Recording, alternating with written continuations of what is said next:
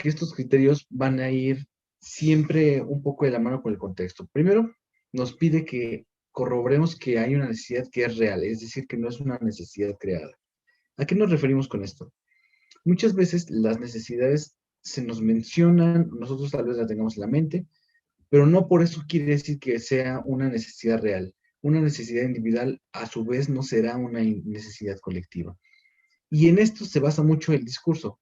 Casi todas las reformas legislativas o todos los programas sociales y demás nos hablan de que hay un vacío, hay una carencia, hay un algo que necesita ser solventado. Es decir, que hay una necesidad que es real. Y en eso empieza el análisis. ¿Alguno ha escuchado o cree que haya visto algún momento una propaganda que nos diga que hay algo que se requiere hacer, pero que ustedes piensen, no creo que sea tan necesario o no creo que exista?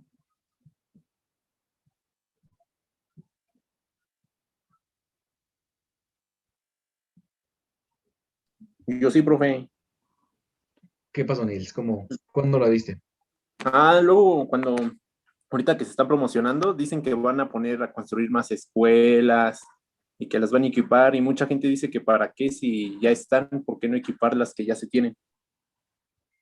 Claro, y esto es una de las cuestiones. Aparte, creo que la problemática no es que, bueno, si hay falta de escuelas, no creo que sea tan profunda, pero también la cuestión de la educación tiene que ver cómo accesamos a ella. ¿Ustedes cómo llegaron al Politécnico Nacional?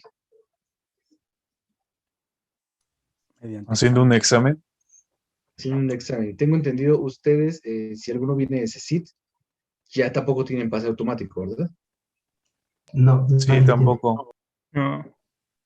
Ok, entonces empezamos a ver algunas cuestiones de problema de acceso a la educación. Comparado con la UNAM, que todavía tiene su pase automático del CCH y las preparatorias a la universidad, dependiendo del promedio y el espacio que haya para las carreras solicitadas, pues todavía tiene esa posibilidad. O como otro medio de posible ingreso a la universidad está la UACM, que es por medio de una tómbola, literalmente. Si sale sorteado tu número, pues ya tienes acceso directo a la universidad. Entonces, a veces no solo es tener la educación, sino que la educación sea de calidad. Como dice Niels, ¿por qué no equipar también las que tenemos, no? ¿De qué nos sirve tener en su momento, imaginemos, 100 nuevas escuelas por cada estado, si las que ya se encuentran no se van a poder aprovechar en todo el sentido de la palabra? Por ejemplo, esperamos que nuestra UPM cuente con bastante material y bastante infraestructura que nos permita tener un dinamismo y acceder a otro tipo de acciones de educación para que sea más dinámico, ¿no? No que solo sea un pizarrón en el cual vamos a tener que escribir o cuestiones por el estilo, porque sería una enseñanza tradicional. Buscamos proyección, buscamos mesas redondas, buscamos muchos otros tipos de aprendizaje que puede ser relacionado así. Pero, por supuesto, para que esto pueda suceder, necesitamos equipar las aulas, como bien dice Nils, y para esto, pues, se requiere un presupuesto. Pero el presupuesto también tiene que ver con qué vamos a hacer, con qué necesidad y hacia cuál vamos a apuntar. Entonces, lo primero que tenemos que corroborar es que sea real. Un ejemplo que nos da mucho esto es la mercadotecnia. La mercadotecnia tal vez no nos habla de una problemática real, nos crea la necesidad. Lo más cercano son los celulares, todo el tiempo, a veces no pasan 6 meses cuando ya hay un nuevo celular, o por lo menos cada año están sacando una nueva gama. Y la pregunta ahí es, ¿de verdad es una necesidad real? ¿Ustedes qué piensan sobre los celulares? ¿Es una necesidad? ¿Es un lujo? ¿Para ustedes qué es? Con la pandemia se volvió una necesidad al punto de ya ni siquiera los fines de semana quererlo agarrar.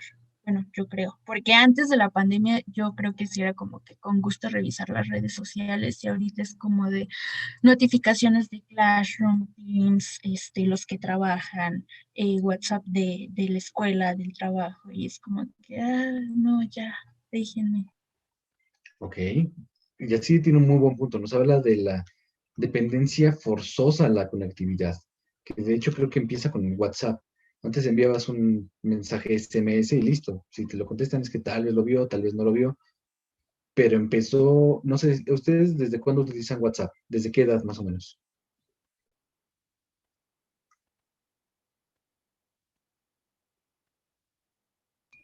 ¿Los 15 aprox? desde que salió, creo. ¿ok? Empezó a salir como a los 15, ustedes tenían 15 años, ok, entonces sí les tocó la parte en la que, pues al principio, si no tenías la conexión a internet, pues no era tan problemático, ¿no? No muchas personas tenían un plan de datos porque era muy costoso. Ahora que ya está el Wi-Fi y todas estas cuestiones para una mejor conectividad, pues el internet es permanente. Entonces lo que hizo es tenernos en una constante conectividad y nos obliga a estar conectados todo el tiempo. Porque si no estamos dentro de este círculo, que es la conectividad permanente, ya no vamos a estar comunicados. No nos enteramos de las acciones. Y esto también revolucionó la velocidad a la que se dan las acciones y eh, los acontecimientos mundiales. Antes te enterabas seguramente por la televisión, un correo electrónico, un periódico, un algo. Pero ahora literalmente, si sucede la cosa, está en internet, está en Twitter, está en Facebook, transmisiones en vivo. Nos enteramos de todo en todo momento. Por lo tanto, si nosotros no formamos parte de esa comunicación, entonces nos vamos quedando atrás en la misma. Ahora, no solo es la forma en la que nos hemos comunicado, sino también cómo se nos ha vendido esta necesidad. Tal vez no era tan necesario comunicarnos, ahora ya lo es. Y para poder estar comunicados, pues necesitamos dispositivos que a su vez tengan un mejor desempeño y ajuste a nuestras necesidades. Tal vez digamos, bueno, un celular que me comunique, que tenga internet, WhatsApp, tal vez no uno de gama alta, simplemente que cumpla con las funciones mínimas. Con eso tengo. La problemática es que ahora ya son desechables en el sentido de la tecnología. Estaba viendo un reportaje sobre la red 5G, cómo poco a poco vamos a ir desplazando las anteriores redes y que por lo mismo, si no está actualizado el dispositivo o no es de última generación, pues uno, en esta primera etapa no se va a disfrutar de lo posible que nos pueda dar, ¿no? Pero la segunda es que entonces va a quedar rezagada esa tecnología. Y si queda rezagada la tecnología, ¿en dónde queda lo real y lo creado? ¿Será que entonces los celulares son ya una necesidad o nos crearon esa necesidad? Yo creo que las dos, ¿Por qué, Carlos? porque por una, pues sí te crean la necesidad y, o sea, necesitas también estar conectado, es importante, eh, es lo que mencionaba usted, pero por otra parte, pues, también te venden de que tienes que estar cambiando tu equipo cada año y medio, pero realmente o sea, no es cierto. Por ejemplo, mi celular yo lo tengo desde hace 2 años Ujú. y me sirve para exactamente lo mismo. Y es más, tengo un celular que compré hace como 4 años que sigue sirviendo. O sea, sí, sigue sirviendo y en ese momento cuando salió era como de los mejores. Y ahorita si lo utilizo sería como por emergencia, pero realmente no, si nunca lo hubiera cambiado no hubiera pasado nada. Y seguiría usando exactamente lo mismo. O sea, no necesitas como el celular que viene saliendo ahorita. Y menos si tiene, o sea, los nuevos celulares tienen supuestamente 1000 cámaras atrás, pero realmente solamente es un poco de definición más que el del año pasado. Y ya, o sea, no es necesario comprar ni endeudarte, porque lo peor es que te endeudas, o sea, muy poca gente se lo va a sacar así de De contado. contado. Y, o sea, te mantienen endeudado, pero pues, bueno, tienes un buen celular, ¿no? Y ahorita que lo mencionas, creo, tiene también que ver con lo que mencionas, ¿no? Hay, inclusive, por ejemplo, no sé si es el nuevo último Samsung o es el iPhone, que ya graba en 8K. Bueno, el problema es que no tenemos en qué disfrutar el 8K. Creo que son muy, pero muy caras ahorita las televisiones o las pantallas que puedan reproducir ese nivel de definición para que de verdad puedas disfrutarlo como tal. Es, si no me equivoco, una muy parecida al PlayStation 5, que si no tenías pues una pantalla que pueda reproducirte el 8K, pues no tiene ningún sentido que puedas tener esa capacidad si no lo vas a disfrutar. Entonces, esta poco creación de necesidades también se aplica a las políticas públicas.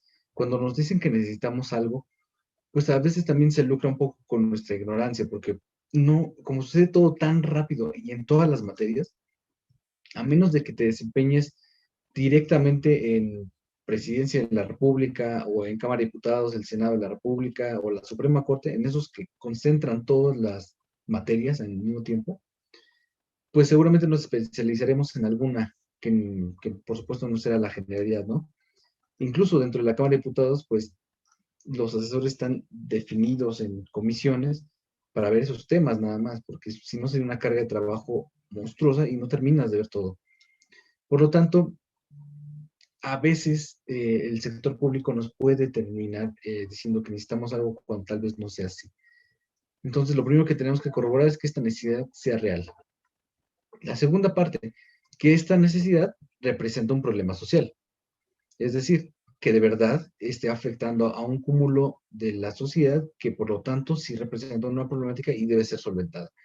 Este mismo discusión se da también en torno a las leyes. Cuando tenemos una problemática y la asumimos como tal, bueno, ¿a cuántas personas va a impactar? Si el impacto es suponiendo a 500 personas, ¿vale la pena entonces hacer una modificación de ese calibre? O más bien, se puede solventar una problemática social sin la necesidad de ejercer una política pública. Por ahí va más o menos el asunto. No quiere decir que las problemáticas no existan o que sean menores. No, por el contrario, deben de resolverse todas las problemáticas sociales. Pero para una política pública, lo que le interesa es el mayor espectro de impacto. Es decir, no nos vamos a hacer una política pública, imaginemos incluso a la Ciudad de México, por una alcaldía. No tendría que ser por lo menos la mitad de las alcaldías o la mitad más uno, para que entonces sí habláramos de que necesitamos resolver esta problemática ya. Otra, también tenemos que corroborar que esta necesidad se puede resolver. Parece muy simple tal vez de pensarlo, pero ahorita vamos a ver un poquito más de definiciones y esta palabra, aunque parezca obvia, por favor grábensela, porque si tenemos una necesidad que no se puede resolver, pues como hemos visto, no sería una problemática, sería otra cuestión. Como cuarto punto, contar con los medios que vamos a resolver. Ok, ya sabemos que sí es real, sí es un problema, sí se puede resolver y después pues necesitamos contar con los medios para resolverla, si no, pues se va a quedar un muy buen análisis, pero si no podemos resolverla no podemos hacer nada.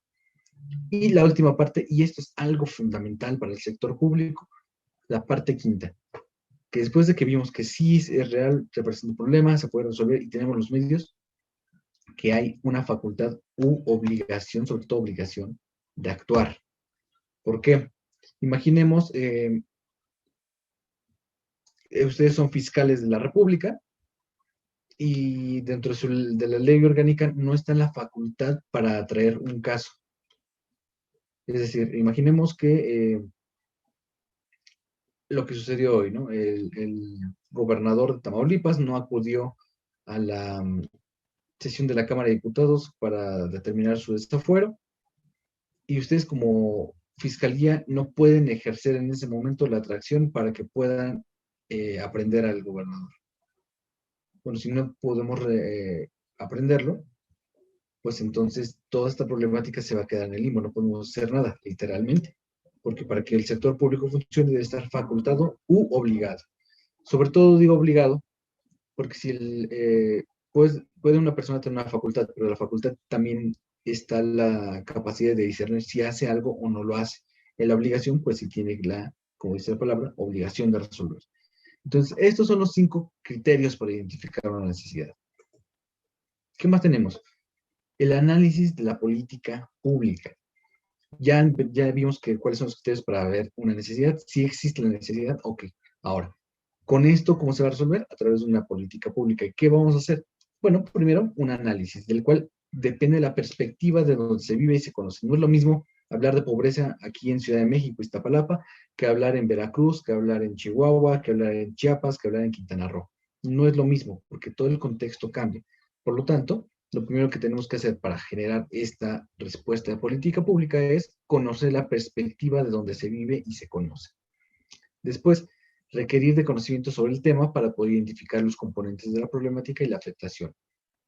Se necesita, por supuesto, la planeación de diferentes opciones de ejecución, es decir, tener un abanico de posibilidades y buscar la mejor solución con el menor impacto económico posible. Hacemos énfasis en esta última parte, porque si no tenemos dinero para ejecutar esta política pública, entonces no vamos a poder ni lograr los objetivos, ni va a ser un ejercicio sin, vaya, sin pies ni cabeza, no se va a poder llevar a cabo. Les dejo este video y ahorita regresamos a la discusión.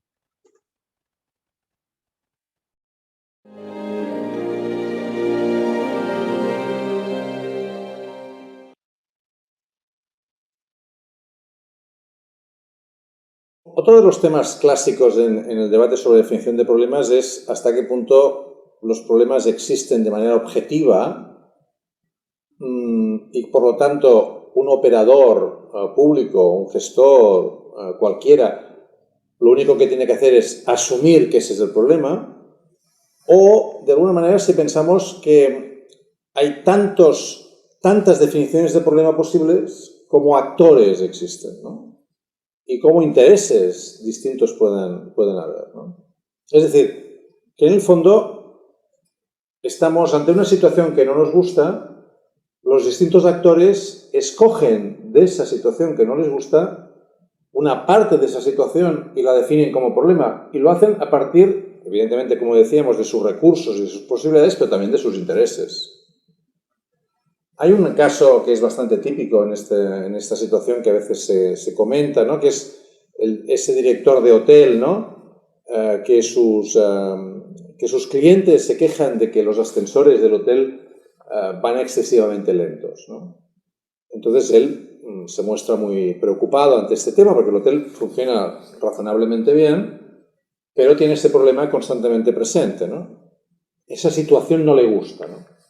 Y entonces pide un presupuesto a una empresa, pongamos Otis, de ascensores, ¿no? Y le dan un presupuesto pues muy alto. Entonces no tienen los recursos para poderlo hacer.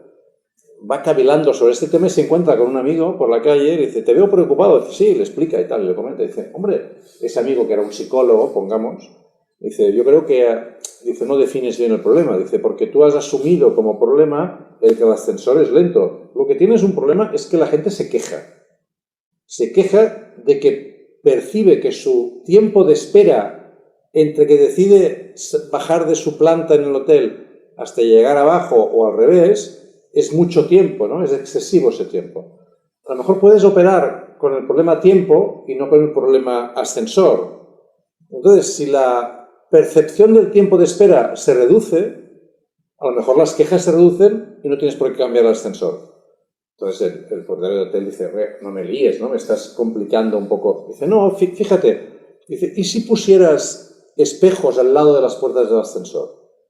Entonces la gente llegaría, tocaría el botón para bajar o para subir, vería el espejo y se pondría, como todos hacemos ante un espejo, pues a mirarse, a arreglarse, ¿no? Etcétera. Puedes poner incluso alguna pequeña publicidad de la ópera que hacen en la ciudad o de los cines o de una exposición.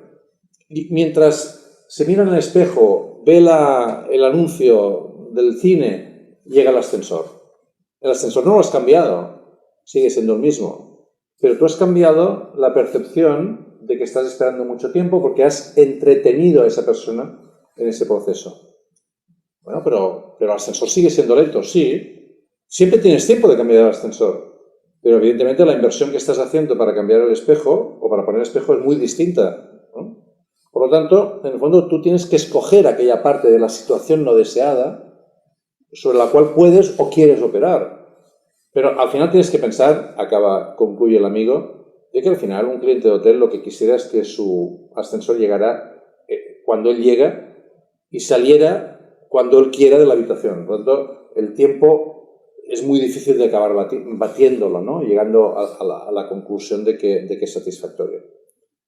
Bueno, esto simplemente es una anécdota, si queréis, pero explica un poco esa idea, ¿no? De que, primero, de que tú puedes, ante una situación problemática, no tomar ese tema como el tema sobre el cual tienes que operar, sino mirar qué perfil de esa situación no deseada es la que, desde tu punto de vista, puedes operar o quieres operar. Y esto al mismo tiempo nos explica otro elemento importante, que es que otros actores, ¿no?, sobre esa misma situación no deseada, defenderán, ¿no?, definiciones de problema distintas.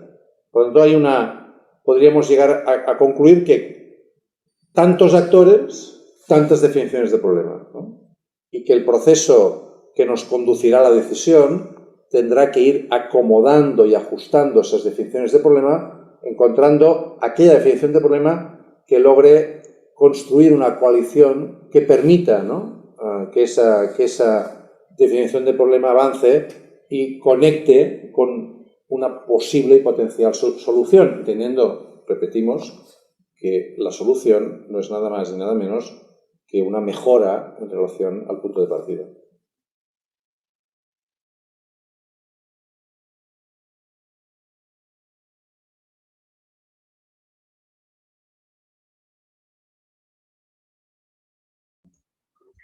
Muy bien, compañeros. Entonces, ¿qué nos dice el video?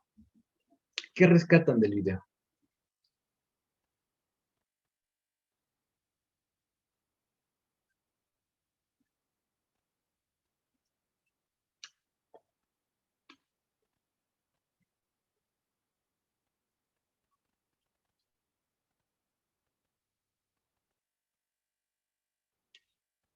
Ok, vamos a hacer algo, compañeros. De hecho, Pues, manda Alejandro. a ver si lo salvo. Bueno, yo más o menos lo que entendí es de que pues tienes que analizar todas las vertientes que tiene tu problema y no únicamente eh, enfocarte en lo que la gente se está quejando, en lo que la gente te está diciendo, te está comunicando, sino, por ejemplo, ahorita se me ocurrió un ejemplo muy, muy rápido y muy eh, sencillo, entre comillas, de que pues muchas veces la sociedad se queja de que el gobierno no está haciendo bien su parte, que el gobierno no está em, invirtiendo, o sea, en parte tienen razón, invirtiendo bien sus recursos en lo que se debe de invertir, pero ¿qué tal si realmente el problema es el de la sociedad? La sociedad no aporta de forma ética, no aporta de forma moral en cuanto a qué pasa cuando se volca un camión de cervezas, pues lo primero que va a hacer las personas aquí en México por lo menos es la rapiña. Se van a llevar las cajas de cerveza en vez de ayudarle al conductor a recuperar esas cajas de cerveza y que no pierda su producto. Entonces, a lo que voy es analizar siempre el problema desde todos los puntos de vista y si acaso pedir una opinión, es lo que estábamos viendo en solución de problemas, de hecho. Y sobre todo que tienes que, si tú no conoces de ese tema, pedirle la opinión a alguien que realmente esté especializado en lo que estás tratando de resolver. Ok. Pues mira, acabas de tocar un tema que también lo veo con los compañeros de la carrera de Inés en la materia de cultura y la legalidad. Cuando hablamos de comentarios, de opciones, de perspectivas y opiniones, hablamos de conocer la realidad. Como tú acabas de mencionar y también va en relación con el video, la realidad depende mucho también de los actores, ¿no? Tendremos tantas definiciones de problemas como actores que se tengan creados. Pero a través del conocimiento de estas opciones podríamos entender, bueno, que tal vez si muchos se quejan, el elevador en este caso es muy lento, o va sobre una misma temática, y bueno, como dice en el ejemplo del video, la problemática no es el elevador, más bien es que la persona es desesperada, ¿no? En ese sentido, también nosotros podríamos generar muchas problemáticas alrededor de una sola realidad. De igual manera, muchas definiciones. Y de esto va, de hecho, su próxima tarea, la cual tendrían que entregar el próximo lunes, por favor. Si la pueden enviar el lunes, no antes, va bien, no después. El lunes enviar mi correo electrónico bueno, en una sola cuartilla en formato PDF, por favor, con sus datos en el encabezado, solamente nombre, grupo y matrícula, en la cual van a tener que hacer esto.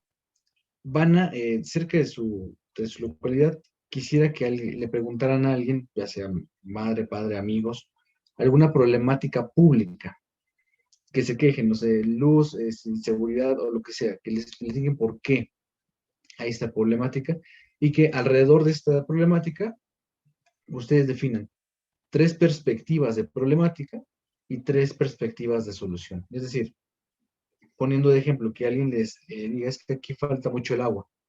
Ah, bueno, falta mucho el agua porque, bueno, es que a mí no me llega con toda la presión, solo me llega un chorrito. Ah, bueno, entonces, bajo esa premisa, la primera problemática podría ser no llega suficiente presión de agua. 2, tal vez la problemática no es que falte el agua, es que tú estás en una parte de la ciudad muy alta, me imagino que estás cerca de un cerro, y para que llegue la presión hasta ahí arriba, pues se requiere una inversión, por lo tanto el problema no es que no llegue el agua, el problema es que tú estás muy alto. Entonces, a través de eso ya tenemos 2 problemáticas, 2 soluciones. Bueno, tal vez una solución para si estás muy alto en la ciudad sería una planta de rebombeo. para que entonces el agua llegue con la presión que tú necesitas. Y la segunda, o más bien la primera, si no tienes, si te llega apenas un hilito, pues tal vez bastaría con que compres una bomba de agua para que llegara con mayor presión. Tendríamos mucho que ver, pero me gustaría que ustedes hicieran este ejemplo, bueno, más bien este ejercicio con alguna persona que ustedes conozcan, para que vean ya con lo que hemos visto en este video y con lo que es el análisis de la política pública y la definición de las necesidades, saber si realmente la problemática que les dicen a criterio suyo es realmente una problemática o si más bien estamos hablando del resultado final y no hablamos de la problemática real. Es lo que me gustaría que vieran, por favor. Como les comento, para el siguiente lunes a mi correo electrónico de Gmail. Ahora, ya tenemos entonces el análisis de la política pública, ya vimos este video, ya vimos de las necesidades, ahora veremos la identificación de un problema público. Y para tener la identificación, primero vamos a hablar de ambientes energéticos y sustentables. Hagan el caso omiso de la que tenemos aquí a la derecha, por favor, que ya acabamos de ver cuál va a ser nuestro trabajo. Y vamos a hablar de estas cuestiones. Primero, problemas o políticas, bueno, hablemos primero de los problemas ambientales y después de los energéticos. ¿Cuál es un problema ambiental? El cambio climático. Que también hay otra cuestión, recursos insuficientes. Y por último, contaminación de fuentes primarias. De estos tres problemas ambientales, ¿cómo podrían identificar los problemas públicos? ¿Qué ven a través de esto? ¿Cuál es la problemática en estos tres contextos, digamos?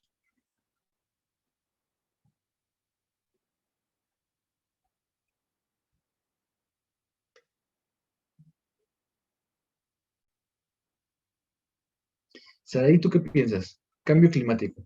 ¿Cuál es la problemática?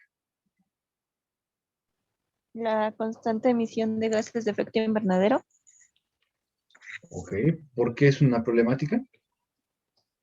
porque, bueno, al menos hay un carro por familia y si no se le da el mantenimiento adecuado, pues suelta o libera más gases de este tipo de los que debería.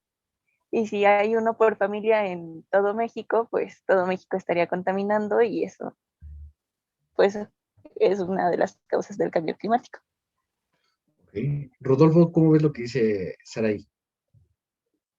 ¿Conjugas con ella si es una problemática que haya un carro por familia? Bueno, pues ya igual considerándolo, sí podría ser una aproximación porque igual como muchas familias no tienen, hay familias que incluso pueden llegar a tener uno por integrante o de 2 a 3 por familia. Y pues sí, efectivamente también como dices, si no les dan el mantenimiento adecuado, pues siguen contaminando aún más de lo que ya contamina. Ok. Octavio Arellano, con lo que nos dice Rodolfo, entonces, ¿cuál identificas tú que es la problemática y que genera cambio climático? Bueno, una de las principales problemáticas podría ser, bueno, en este caso, pues un carro nuevo podría, bueno, contamina menos que un carro viejo, pero pues obviamente no todos tienen los recursos para cambiar de carro cada año o algo así. Eh, pues la problemática sería los vehículos que utilizan combustibles fósiles. Una alternativa podría ser autos híbridos o completamente eléctricos. Claro que también los eléctricos son bastante caros, pero pues supongo que la principal problemática, pues como dice Saraí, podría ser el mal mantenimiento de los carros y el combustible barato que también no favorece al motor. Ok. Montserrat Contreras, con lo que nos dice Octavio, entonces, ya tenemos algunas definiciones de la problemática. Para ti, en específico, entonces, ¿cuál es la problemática o muchas de las problemáticas que observas depende de lo que han dicho tus compañeros? Mm, Pues sí, primordialmente, bueno, principalmente lo que mencionó Sara, del uso de autos que contaminan o que al no tener un, este, ¿cómo se llama? Cuidado o... ¿Un servicio, digamos? Ah, un servicio, se me fue la palabra. Gracias. Al no tener un servicio, provocan parte de la problemática del cambio climático, pero pues sí también, bueno, es que yo lo veo así, tomando lo que dijo mi compañero, también la fabricación de autos, aunque sean híbridos, no tenemos o no podemos asegurar que no, el proceso no genera un impacto de contaminación, o sea, también debe generar en parte de ese efecto invernadero que existe. Entonces, creo que esto es son bastantes problemáticas, no solo una. No Ok. sé cómo tomarla. O no sé si podría ser más específico en la pregunta. Ok, no, justo quería llegar al punto que tienes ahorita, que es muy complicado. Tal vez de una problemática se nos desprenden muchas problemáticas. Pero aquí hay algo que podemos afirmar, compañeros. Cuando hablamos del cambio climático y hablamos de la emisión de los gases, nos fuimos solo con una parte de un ejemplo. Lo que vamos a terminar afirmando es que no vamos a acabar con la contaminación. Estábamos dando opciones sobre cómo, tal vez alternativas al motor de combustión interna, alguna alternativa tal vez para evitar que tenga un desgaste, cosas por el estilo, pero nunca hablamos, y nadie dijo, y tienen toda la razón en no hacerlo, de hablar de que vamos a acabar con el cambio climático, porque no se va a poder. Sería algo irreal. Si analizamos todas las problemáticas, pues más bien tendríamos que dejar todos de circular con los vehículos para a su vez entonces darle tiempo al medio ambiente a que se recupere y revertir el cambio climático. Como esa acción no se va a poder por todo el contexto económico, social, empresarial que tenemos, pues entonces vamos a ver opciones que dañen o dañen menos. Por ahí diría una canción de Spector, el veneno no mata, es la cantidad. Y ante esto, es la misma situación, cambio climático. No podemos acabar con todo, bueno, vamos poquito a poco. También nos mencionó, somos muchos también ya en las ciudades. Somos muchas personas que estamos alrededor de toda una problemática. Entonces, tal Prof, vez el cambio. Mándame. pero por ejemplo, ahorita estaba viendo creo que eso ya es como que muy, muy real. Por ejemplo, que ya le dan un año al Cutzamala para que le acabe el agua. Entonces estaba viendo que quieren hacer junta de firmas para hacer el cambio de una política pública, de hecho, para que las empresas privadas como Coca-Cola, Bonafont y de ese tipo, se supone que son dueñas de casi todo el agua que tenemos en el país. Entonces, para que se pueda hacer algo y que puedan, no sé, volver a llenar el Cutzamala o poder hacer algo con eso. ¿Ahí qué se hace? O sea, ¿se puede cambiar la política pública o no? Pues ya fue el Cutzamala. Pues mira, antes, y pongo lo que dice Luis, dice, es que lo que algunos no entienden es que el cambio climático es un proceso natural, así como el efecto invernadero. El problema no es el cambio climático, el problema es que nosotros como especie hemos acelerado ese proceso, que hemos alterado su proceso natural, en sí no debe frenar el cambio climático, se debe volver una regularidad. Tiene un punto, Luis, y también tiene que ver con lo que ahorita mencionas, Yatsiri, del Cutzamala. ¿El cambio climático va a suceder? Sí, va a suceder. Por supuesto, como humanos no queremos que suceda porque nos va a afectar, ¿no? Ya lo estamos viendo. Climas un poco más desmedidos, a veces ya fuera del cronograma que normalmente tenemos. Los tiempos de invierno se nos adelantaron un poco, igual que todas las estaciones. Entonces, lo que definimos como problemática social, tal vez no sea una problemática medioambiental. Lo catalogamos como tal. Un problema es medioambiental. Pero el cambio climático le afecta al ambiente como tal, pues tal vez en cierta medida en que tal vez no, y digo, utilizo mucho la palabra tal vez porque no lo podemos afirmar, tal vez le afecte en su ciclo, como lo menciona Luis, pero lo que sí podemos afirmar es que como persona nos afecta. Ahora, lo que tú mencionas, del Kutsamala, ¿qué se puede hacer para esto? Digo, ya estamos hablando de otro tipo de cuestiones de gobernanza y formas de impactar la agenda pública, que todavía no hemos llegado ya, pero lo que sí te diría es que el juntar firmas, como tal, no sirve de nada. Sirve como un medio de hacer presión. Parece, mira, yo te vengo suponiendo un diputado dice, es que tengo que hacer esta reforma y atrás de mí me están apoyando tantas personas con tantos millones de firmas porque creemos que es una problemática. Y eso solo sirve para lo que vimos antes, definir si una problemática o una necesidad es real. Es decir, bueno, tantas personas lo sustentan, no solo soy yo diciéndolo, no es mi única perspectiva, entonces es real. Y es una forma de tratar de convencer. Sobre el Kutsamala, la cuestión es que mientras no baje la demanda del servicio de agua y mientras sigamos concentrándonos en las urbes y a su vez haciendo la urbe más grande en vez de desconcentrar la ciudad, pues nunca serán suficientes los recursos. Lo que mencioné, creo que lo platicábamos aquí, ¿no? Hay un consorcio que se está construyendo ahorita en la Avenida Universidad y Río Churubusco llamado la Torre Mítica. No sé cuántos departamentos vayan a ser ahí, pero es altísimo. Imagínense entonces la cantidad de servicios que va a requerir esa simple torre. Eso se va a traducir en la necesidad eléctrica, en la necesidad de agua, en la necesidad de servicios, la necesidad de educación, la necesidad de seguridad, la necesidad de alimentación, la necesidad de educación, ya dije educación, pero la de gobierno, la de movilidad, entre otras muchas. Entonces, esto por supuesto va a tener un impacto al medio ambiente. Y eso nos lleva a la segunda problemática, recursos insuficientes.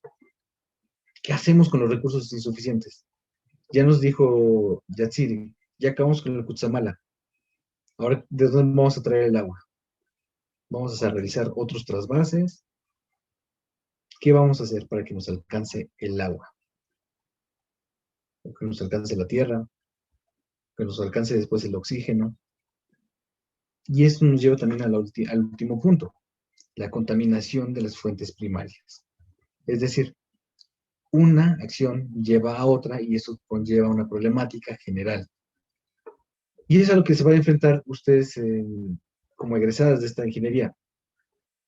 ¿Cómo van a acabar con una problemática general cuando atrás de ella hay otra problemática y otra problemática y otra y otra y otra y otra? Que a su vez podría resolverse una a una, pero si no se resuelve una, pues no tiene mucho impacto. Tendría que resolverse todas para que ahora sí tuvieran impacto. Como les mencionaba, el proceso de la política pública es lenta. No podemos asegurar resultados, pero sí buscamos lo más acercado.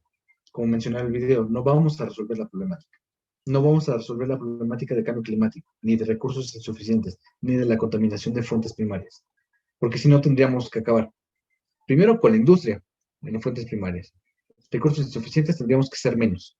Tendríamos que tener, no sé, una ley tipo China, y que de aquí a 20 años no está prohibido tener hijos. Máximo un hijo, tal vez. Cambio climático, pues lo mismo, es la suma de los dos anteriores para que entonces podamos decir que vamos a alentar, porque no revertir el cambio climático. Entonces, y también nos dice Luis, de nuevo, lo mismo con el agua. El agua en teoría no debería acabarse, ya que es un ciclo. El problema no es la cantidad del agua, el problema es que nosotros contaminamos esas cantidades y por ello se ha reducido. Por eso se deben buscar formas en las que las empresas ya no contribuyan a esa contaminación, así como la población, ya que incluso al juntar agua con jabón estamos alterando, como contaminando el agua, y por ende, entre comillas, se está acabando. Por eso algunos activistas dicen que el problema es que solamente buscamos fuentes donde sacar agua, si se acaba, pero no analizamos lo que estamos haciendo para provocar que el agua se contamine y por ende se acabe. El problema del agua es todo un mundo. Y mira, nada más porque la tecnología para desalinizar el agua del mar es cara todavía. Pero si ya fuera barata, te aseguro que ya estaríamos tomando el agua de ahí. Y lo cual lenta, nos yo había lleva. leído que es lenta. ¿Mándame? Yo había leído que ese proceso es muy lento para la comparación Sí. bueno, de cubrir esa demanda mundial. Sí, es lento, es carísimo y aparte, eso también nos lleva a otras problemáticas. Imaginemos, Montserrat ya creó una máquina accesible para poder desalinizar el agua. ¿Qué va a pasar alrededor de Montserrat? ¿Qué se imagina? Profe, Mándame.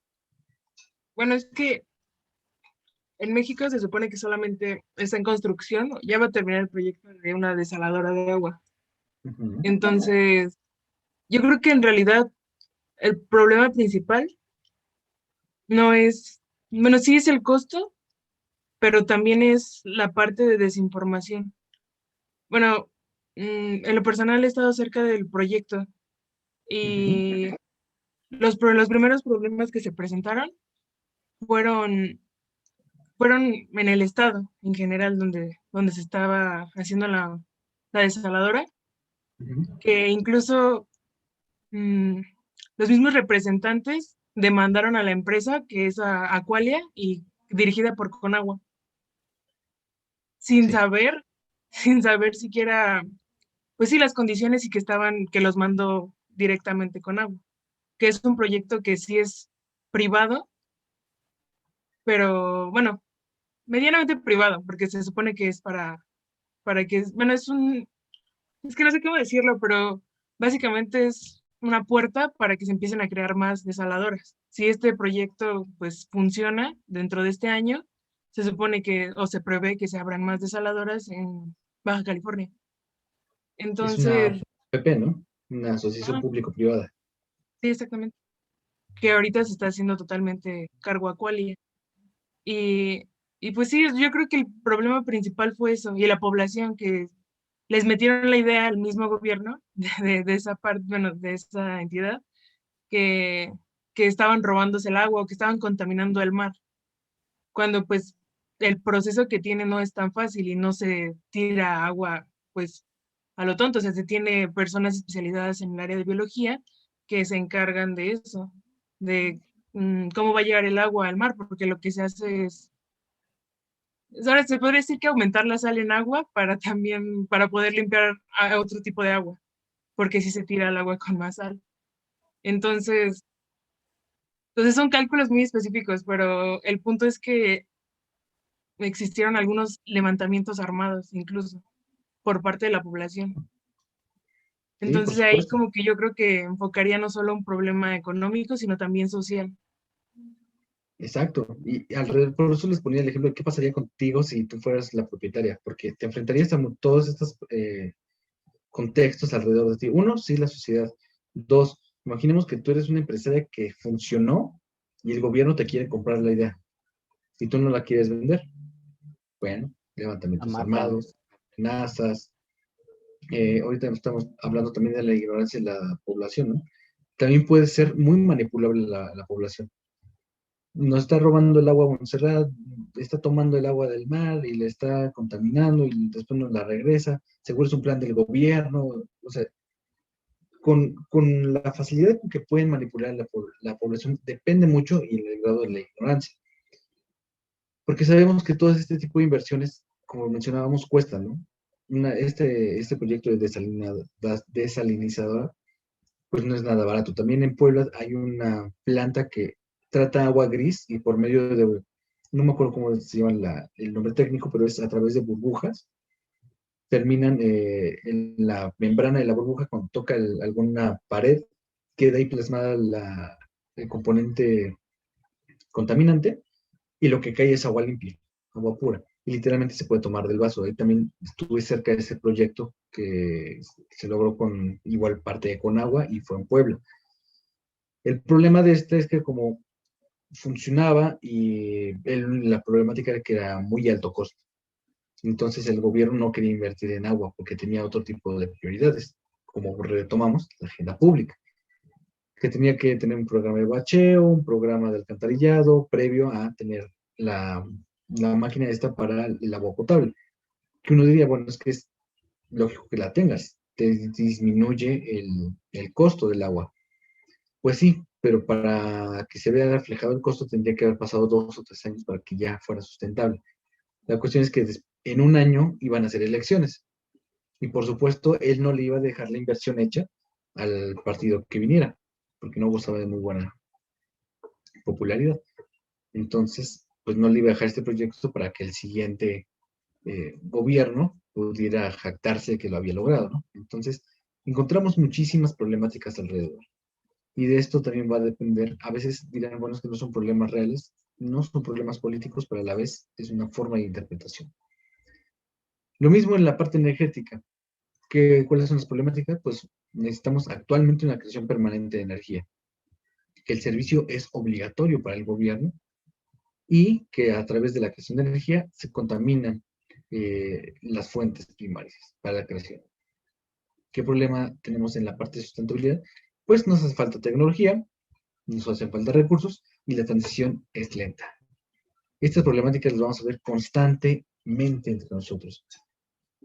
Porque como hablamos, todos estos procesos tienen alrededor muchas vertientes, muchas problemáticas a su vez que van a estar influyendo con la misma perspectiva que tengamos de estas problemáticas, ¿no? Hablábamos de los criterios para identificar la necesidad, el análisis de la política pública, de cómo se va creando, y a través de ello, saber si un problema puede ser público o no va a ser público.